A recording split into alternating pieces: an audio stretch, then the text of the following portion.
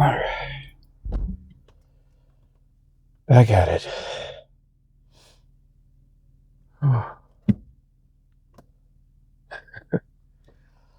right, March 27th. Today's daily law: the power of peak experience. The power of peak experiences. The person in peak experiences feels himself more than other times to be responsible, active, creative center of his activities and of his perspectives. It feels more like a prime mover, more self-determined rather than caused, determined, helpless, dependent, passive, weak, and bossed. He feels himself to be his own boss, fully responsible, fully volitional, and more free-willed than at other times, master of his fate, an agent. I'm liking this already. That's a quote by Abraham Maslow. Perhaps the greatest difficulty you will face in maintaining a high, consistent sense of purpose is the level of commitment and that is required over time, and the sacrifices that go with this. You have to handle many moments of frustration, boredom, and failure, and the endless temptation in our culture for more immediate pleasures. Benefits are often not immediately apparent, and as the years pile up, you can face burnout. To offset this tedium, you need to have moments of flow in which your mind becomes so deeply immersed in the work that you are transported beyond your ego. You experience feelings of profound calmness and joy. The psychologist Abraham Maslow called these peak experiences. Once you have them, you are forever changed. You will feel the compulsion to repeat them. The more immediate pleasures the world offers will pale in comparison, and when you feel rewarded for your dedication and sacrifices, your sense of purpose will be intensified. Daily law: get into a flow state today. Rid yourself of distractions and cheap pleasures. Lose yourself in the work.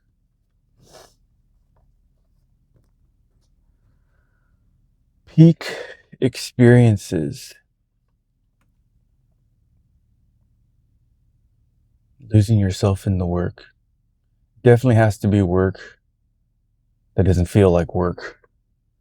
Definitely has to be an activity that feels like a calling. That's for sure. Because if it feels like work and it's just dragging, it means you lost your passion for whatever that work is. That's for sure. So I guess in terms of the peak experiences applied to an occupation, it should definitely be something that should be a career occupation, not just a job that you have. Like where I'm at, I like what I do, but it's just a job. It's not like a career passion. I try and look at the bright side by enjoying what it is that I'm helping develop and knowing that that will profoundly impact somebody's life in a positive way. So that helps keep me focused on liking what I do. But I never, no one ever says, man, when I grow up, I want to work on a production line. You know what I mean? No one ever says that. Let's see what this one has to say. See if I could pull a quick. Oh, well, this one starts out on the beginning of a chapter. Did I read this one already? I don't even know. Read a quote. Authority: to remain disciplined and calm while waiting for disorder to appear amongst the enemy is the art of self-possession. Remain disciplined and calm while waiting for disorder to appear amongst the enemy. That's Sun Tzu. I can almost guarantee that's from The Art of War. The art of remaining calm while the enemy falls into disarray.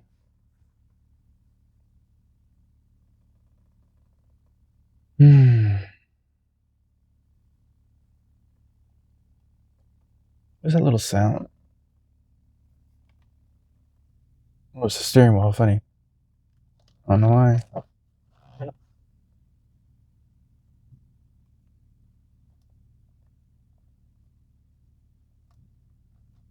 making a little noise. I didn't like it. Peak experiences. I've had a bunch of those in my life, I think. Mostly, I think it definitely has to be linked to things that you love to do. I know that for a fact. Because back in another life, I used to want to be, a music producer of some sort. I had some sort of talent for melodic composition, I guess you can call it. But back in those times, the music I listened to was pretty. It wasn't. It was definitely no Mozart. So I guess. And the music I listen to now, I mean, it's usually mostly for utility. I listen to classical to calm me down. And then I listen to EDM to get me amped up and moving. So that's how I use music these days. But back when I was making music, see, I had the advantage of working a night shift back then. So I didn't have to be at work until 2:45. Basically, I got everything I needed to get done during the day as soon as possible. And then that would leave me hours to just sit and make music, and time would just fly by. I was so engrossed in doing it.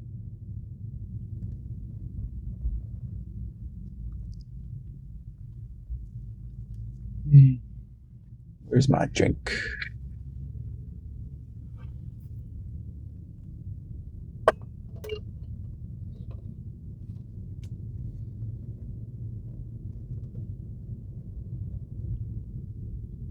I think really what you're looking to do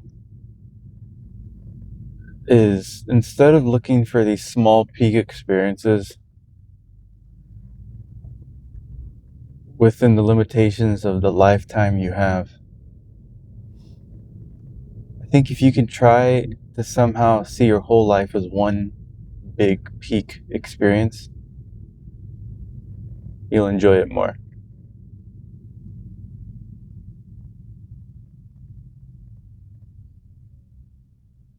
If you see your life as just a series of peaks and valleys,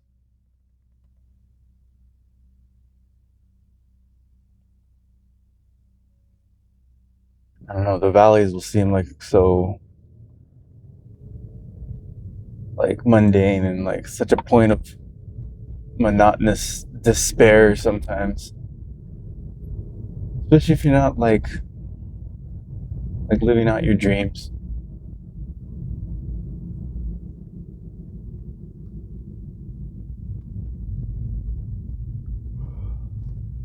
I don't know. Well, that dude went right through a red light. That's crazy. Either you don't care or you weren't paying attention. That was wild. That right turn I just made was on a red light so I can get onto the freeway. This dude next to me, because I think it's a double turn lane. I think the lane he's in can also make a right turn onto the other lane onto the freeway. I think I've seen people do that before. And I thought that's what he was going to do, but he kept going straight right through a red light. That's crazy. I guess if you're going to do it, that's the best one to do it through, because there's really no cross traffic, because that red light is on an off ramp and an on ramp to a freeway. That was pretty wild. Pay attention on the road, people.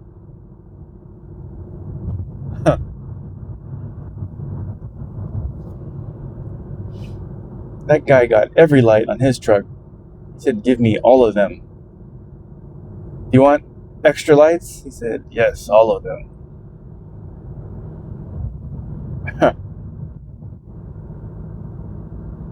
Oh, man.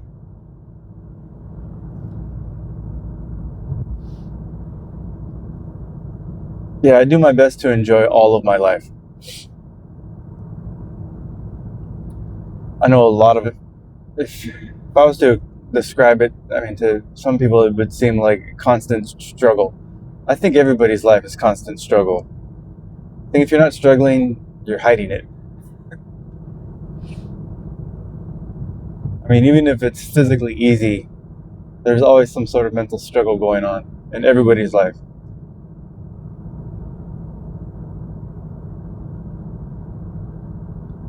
Well, I guess I'm not alone in that regard.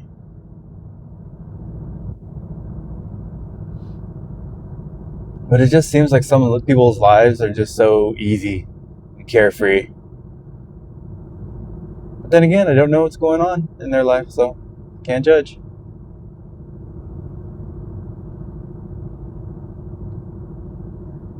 Peak experiences.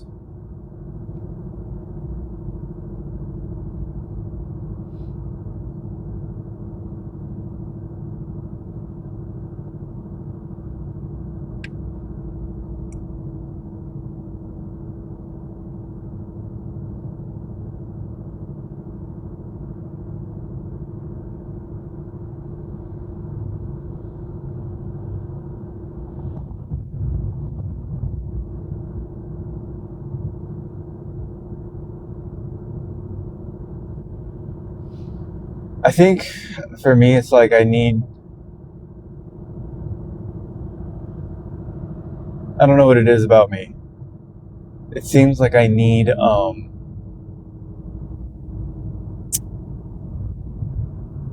guess this could be a dangerous thing. It seems like I need to be almost on the verge of knowing I could die, and that's what makes me really feel alive. Like I need like that shock. I think that's why I've taken to getting up in the morning and taking cold showers. I take cold showers, period. Like I need that shock. That's why I could be a menace behind the wheel in a car. So I need that, like almost on the razor's edge of death feeling. I think they call it a death wish. I think that maybe that's where that term comes from. I have to look it up. I'm not really sure, but that's what it feels like that term means. He has a death wish. Like I don't want to die, but like feeling like I could at any moment makes me feel more alive. It's probably a bad thing.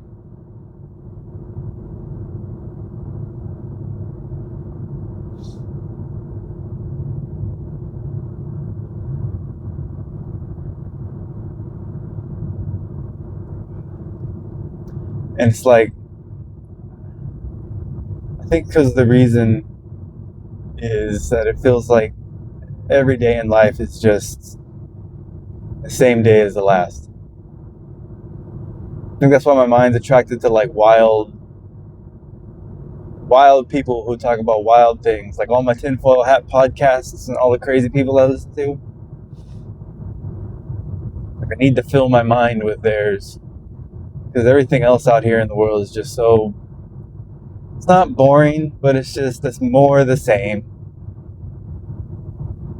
It doesn't change. Like even everything going on in the world and wars and really again another one. Still haven't figured this out as a species. You know, we like to fancy ourselves the apex species on this planet, yet we still can't figure out how to get along. Still got to go to war. It's embarrassing. Shameful, really. What are you gonna do? I mean, there's always going to be like disagreements, right? And the worst form of human disagreement is physical conflict, and that on a mass scale is war.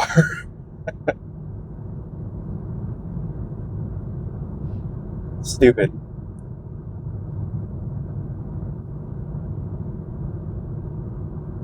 Like kids fighting over the remote, but in the worst imaginable way.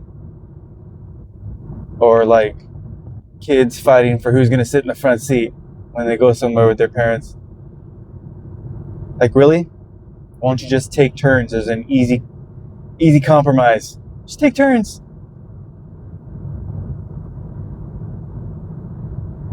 We think we're these super developed adults fighting over stupid borders or whatever. It's just dumb.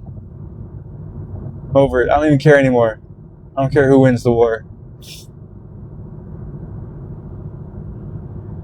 And at this point, I feel so so black-pilled. Like, I hope the most evil person wins. Yep. That's what you get.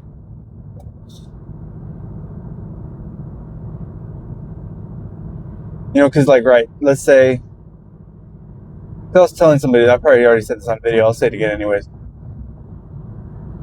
So, like, when it comes to, like, all this, like, territorial disputes, because that's really what wars are. What is this cop doing?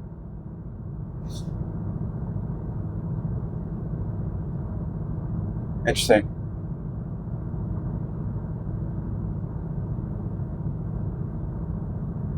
So anyways, when it comes to like say one country wins all of Earth, right? Fought all the wars, defeated all the enemies.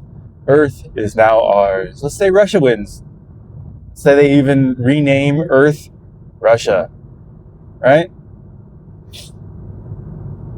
All that military might won the war. We have won. In the end, all that governance and all that military and all that intelligence and all that surveillance, it's not like they're gonna win Earth and be like, man, there's nobody to keep an eye on anymore. Of course there is. Your own population. So in the very end, the last enemy of whoever wins Earth is going to be its own population. So it's going to be endless. So George Orwell was right. In the end, Big Brother will be watching you.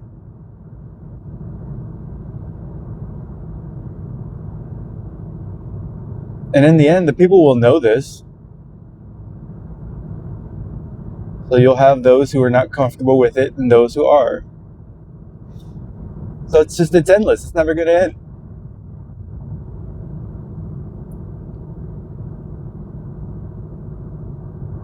The same thing, let's say America wins Earth. Earth is now America. We just renamed it. No longer Earth.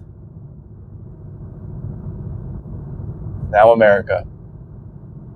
Same thing's going to happen.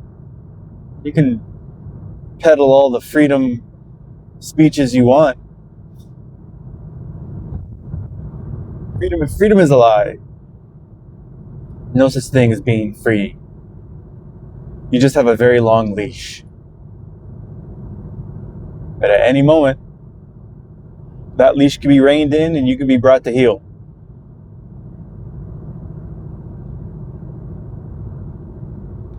So I don't care about any of this, who's going to win what. It's just a stupid topic to even talk about anymore. Because in the end, if you're not at the top, you lose. Right? If you're not the one running things, you lose. And then you think about it too. Say America wins Earth. Earth is now America, and I am in charge of Earth. I'm the president of Earth. You think that person's not going to be in fear of being displaced or overthrown? There's going to be enemies coming after him. That's how the way all this story always ends. There's no getting around this.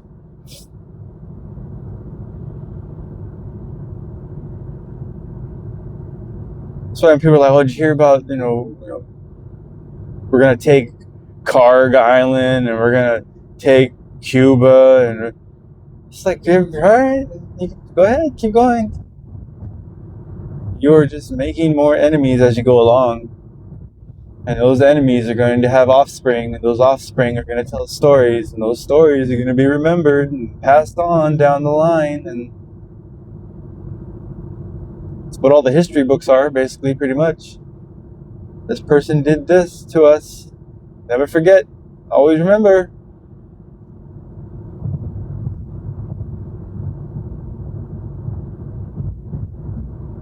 Right? Guarantee you there's so many people that hate Trump. I bet people in the future will refuse to even use that last name in fear out of being taken out because of what their great great great great grandfather did. Oh, you're a Trump, eh? Okay.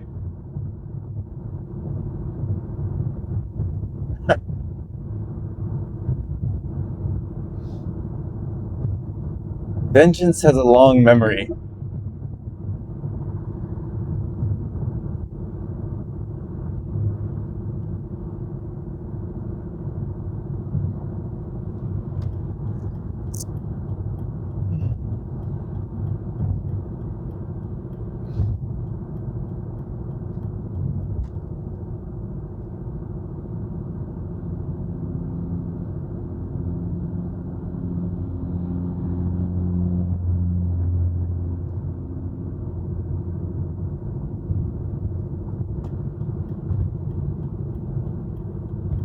Yeah.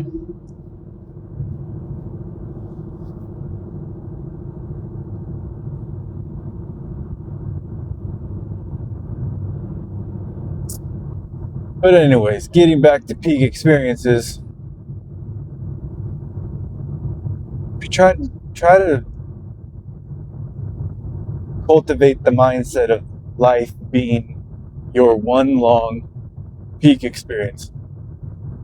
Try to get into the flow state of your life, not just a small activity within it. Try to make all of your daily life one continuous flow state. How do you do that? I don't know. I can't answer that for you. I seem to have been able to do it for me. You know, I'm tired and I get grumpy, but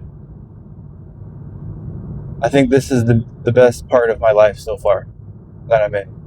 Even though it seems just pretty grueling at times. I still think it's the best part. Even though there's like echoes of decisions I've made in the past that are affecting me now, I like the decisions I'm making now, so I'm hoping these decisions in the future will echo back in a way that is more positive. Because a lot of my past decisions were influenced by other people. Oh, that's pretty. That truck had a bunch of lights in front that are really pretty. Anyways, well, a lot of my past decisions were just I let other people pressure me into doing things I didn't want to do. And probably about, I don't even know, what are we in, 2026? Maybe going on about 16 years ago? Something like that. I said, screw that. I'm not doing anything I'm not comfortable with. I don't care where that takes me. So I started doing other things. And a lot of those other things, to other people, probably would have been very uncomfortable to have to live through. My woman knows what I'm talking about right now. She went through it with me. But I'm tired of naming it, so I'm not going to. But because of that crazy decision, a lot of very fortuitous experiences came out of it. That's why I'm more than comfortable traveling on the road less traveled. Right? Is that I forget who the poet is, but there's a poem, "The Road Less Traveled." I want to take a big guess. I want to say, and I don't know why this is the name coming to mind, but I'm probably completely wrong. I think it's Rudyard Kipling. I don't know. Now I have to look that up when I'm done recording. Or maybe I'll look it. Oh, I can't look it up because I'm recording on my phone. Darn it. I don't know if my phone will keep recording if I was to minimize the screen.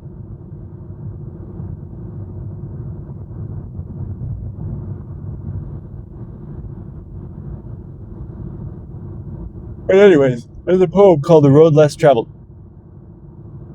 And I don't even remember how it goes, but I remember the last line. So that's the road that made all the difference. It's taking the road less traveled.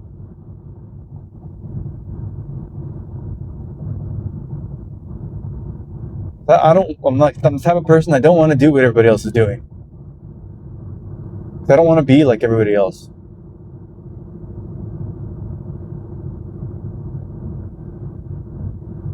And I'm not judging. I'm not saying that that's a bad thing. It's not for me. I see how everybody else is. I hear how everybody else talks.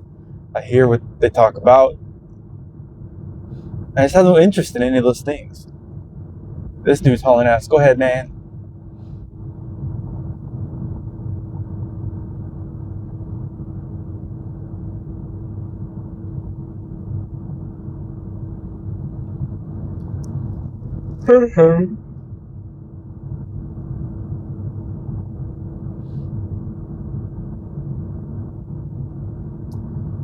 That's why I try and find like the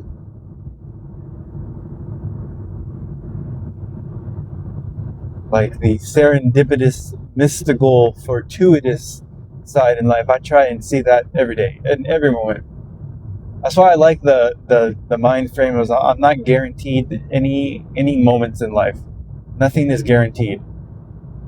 If you can cultivate that constant mind frame, you cherish everything. And that makes everything a peak experience. Right? Said that a million times. Not guaranteed to get to work, right? You're not guaranteed to see that person again in your life. That's why when you say goodbye, make the goodbyes meaningful. You're not guaranteed your next thought or your next heartbeat, excuse me. Not guaranteed any of these things. Stop taking them for granted.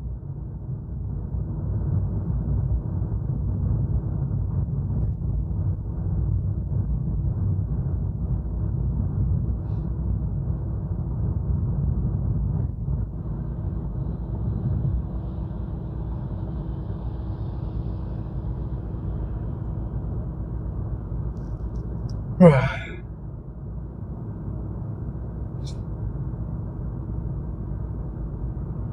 didn't have any of my drink. Let's have some now.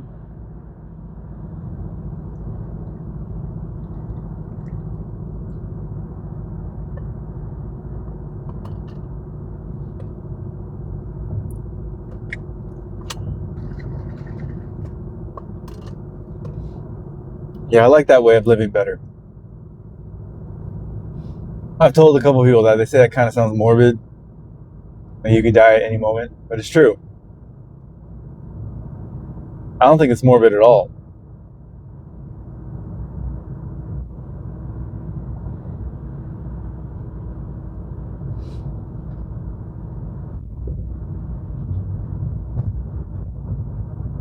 That's what keeps me like laughing and just smiling and having a good time. Once I wake up. It takes a while for me to wake up sometimes. But once I do, try to be a happy guy, and I try to spread that around. Every interaction I have with people at work, I like to try to make it a positive interaction. Everybody I meet in the world, cashiers at stores, or make your tone of voice pleasant. Always try to smile. Just force it, even if you're having the worst life in the world. Just whatever's making your life terrible. It's not happening when you're buying groceries. So just make the grocery moment a pleasurable one for everybody around, yourself included. Why not?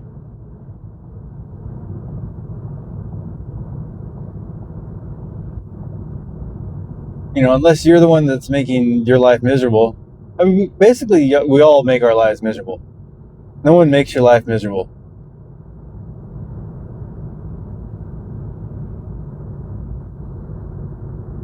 Extreme accountability. You are responsible for your own mood, thoughts, and actions. No one else is responsible for those things. No one makes you do anything. No one makes you think anything. No one makes you feel a certain way. Oh, he made me feel. Nope. He did something. You chose that feeling. Even if it's just out of habit. That's how you react. Out of habit. Take responsibility. No one can make you feel anything.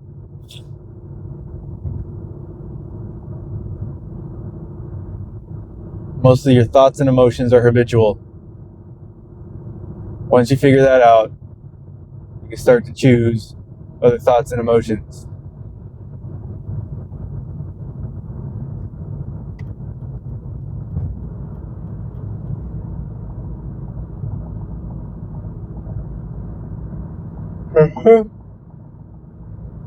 There's some bright lights on that truck.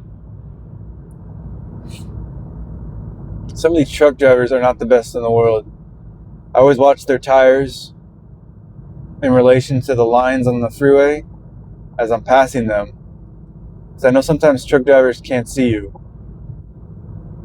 If they're not paying attention, they could lane change right into you. So I always assume that they're not paying attention. So I'm watching where their tires are in relation to how close they are to that line. And a lot of times as I'm passing trucks, I'm seeing those tires get really close and sometimes kind of ride right on that line. I'm like, I had him like, pay attention, man. How can you not pay attention? So it happens when you're on your phone or just, who knows? But if you drive for a living, what the heck? You got one responsibility. Just pay attention on the road. A lot of these guys do not.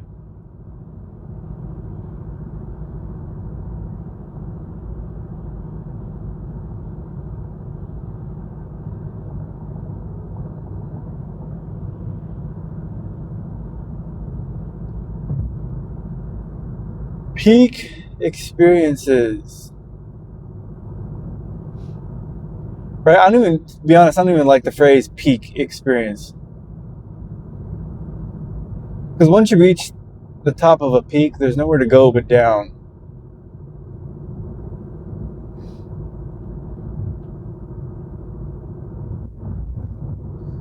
And I like to be in the mindset of constant elevation.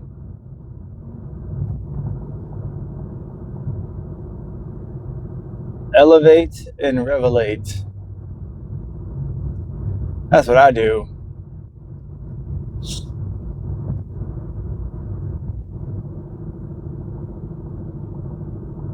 E and R.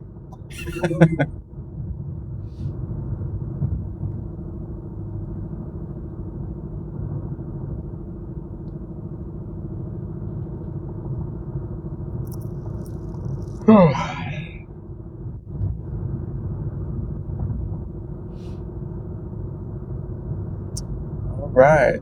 My exit's coming up. Another boring ride to work. That's how I like all my drives to be nice and boring. Excitement is overrated.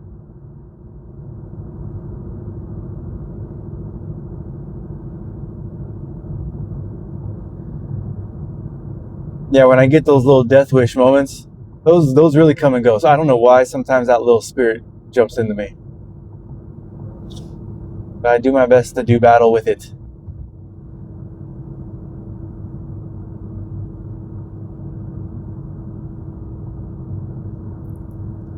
It happens mostly at the end of a day, like especially on the way home from work. That's when that little speed demon wants to, because I just want to get home.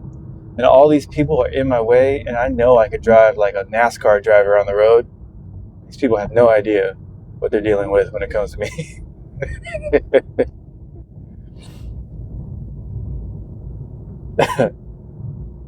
So that's when I mostly have to. That's when the demon tries to get me, is when I'm tired. My defenses are down. On the way to work, I'm relaxed as can be. I am in no rush to get to work. That's what it is. I'm in no rush to get to work. That's why I give myself plenty of time to relax and have a nice, calm ride. But when I'm done with work and I want to get home, man, I just want to get to my woman. I want to just get to my safe base and just relax.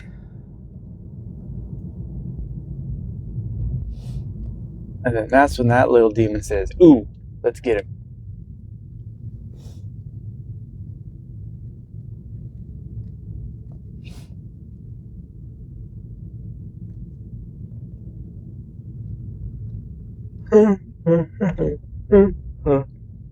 But I shall win that war. That competition.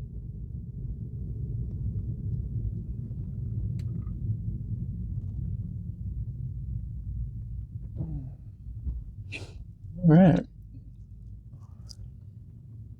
Here we are.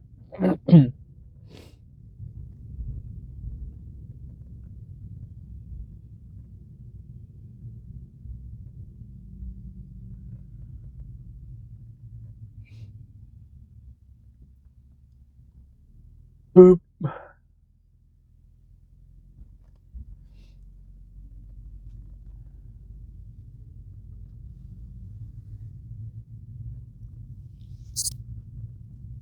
All right. What is that? Oh, somebody dropped their apple. That's sad.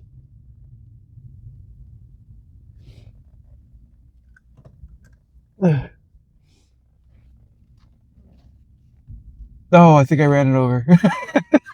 Me too. Oh well.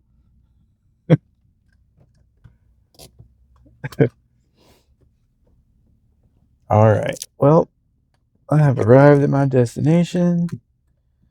I am about to have another part of a continuous peak experience that is my life. That's how I shall look at this.